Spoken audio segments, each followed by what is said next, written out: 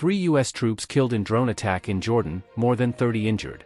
3 U.S. Army soldiers were killed and more than 30 service members were injured in a drone attack overnight on a small U.S. outpost in Jordan, U.S. officials told CNN, marking the first time U.S. troops have been killed by enemy fire in the Middle East since the beginning of the Gaza war. "We shall respond," President Joe Biden said while speaking in South Carolina on Sunday. The killing of 3 Americans at Tower 22 in Jordan near the border with Syria is a significant escalation of an already precarious situation in the Middle East. Officials said the drone was fired by Iran-backed militants and appeared to come from Syria. It is still being determined which militia group specifically is responsible. U.S. Central Command confirmed in a statement Sunday that 3 service members were killed and at least 34 injured in a one-way drone attack that impacted at a base in northeast Jordan. 8 injured service members were medically evacuated to receive higher-level care, CENTCOM said. The number of wounded is expected to rise as service members seek treatment for symptoms consistent with traumatic brain injury, 2 U.S. officials said. Biden vowed Sunday to hold those responsible for the attack to account, saying that while facts are still being gathered, we know it was carried out by radical Iran-backed militant groups operating in Syria and Iraq.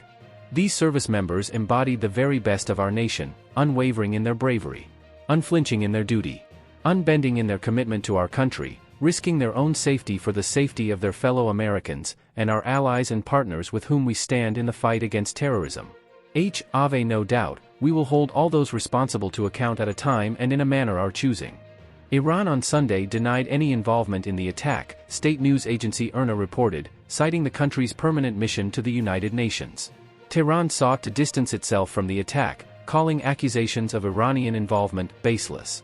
Iranian Foreign Ministry spokesperson, Nasser Kanani, said in a statement on Monday that regional resistance groups do not take orders from Iran. "We believe the region does not need more tension or a new war," he added. Tehran's denial came after the Islamic Resistance in Iraq, an umbrella group of a number of Iran-backed militias in the country, said in a statement Sunday it attacked a number of targets along the Jordan-Syria border, including Al-Rukban camp. The camp is in close proximity to the U.S. outpost Tower 22. The statement, posted to the Islamic Resistance's Telegram channel, came before the U.S. announced the death of the 3 service members. "I want to point out that we had a tough day last night in the Middle East. We lost 3 brave souls in an attack on one of our bases," Biden said at the conclusion of his remarks. As of Friday, there had been more than 158 attacks on U.S. and coalition forces in Iraq and Syria, though officials have described the constant volley of drones, rockets, and missiles as unsuccessful as they have frequently not caused serious injury or damage to infrastructure. It's unclear why air defenses failed to intercept the drone, which appears to be the first known attack on Tower 22 since attacks on U.S. and coalition forces began on October 17. U.S. forces at the outpost are there as part of an advise and assist mission with Jordan. CENTCOM said later Sunday that there are approximately 350 U.S. Army and Air Force personnel deployed to the base, conducting a number of key support functions, including support to the coalition for the lasting defeat of ISIS. The U.S. has taken several retaliatory actions against the Iran-backed groups in Iraq and Syria, one as recently as last week, when the U.S. struck 3 facilities in Iraq used by Kataib Hezbollah and other Iran-affiliated groups. The U.S. has also been engaged with the Iran-backed Houthis in Yemen, carrying out multiple strikes, many unilaterally and some with the UK and other allies, on Houthi missiles and drones, radar systems, storage facilities, and more. Meanwhile, Israel is continuing its campaign in Gaza against Hamas following Hamas' terror attack on Israel on October 7.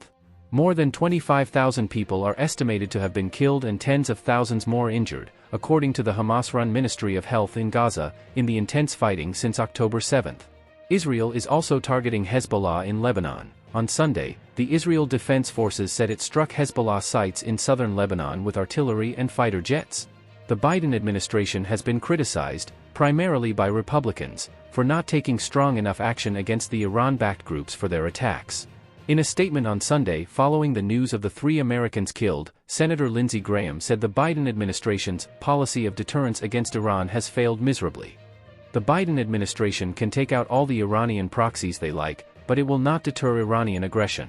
I am calling on the Biden administration to strike targets of significance inside Iran, not only as reprisal for the killing of our forces, but as deterrence against future aggression, Graham said.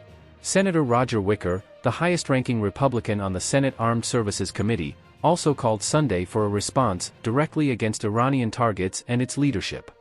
And House Armed Services Chairman Mike Rogers said it is long past time for President Biden to finally hold the terrorist Iranian regime and their extremist proxies accountable. January 28, Reuters, 3 U.S. service members were killed and at least 34 wounded in a drone attack by Iran-backed militants on U.S. troops in northeastern Jordan near the Syrian border, President Joe Biden and U.S. officials said on Sunday. It is the first deadly strike against U.S. forces since the Israel-Hamas war erupted in October, and marks a major escalation in tensions that have engulfed the Middle East. While we are still gathering the facts of this attack, we know it was carried out by radical Iran-backed militant groups operating in Syria and Iraq, Biden said in a statement.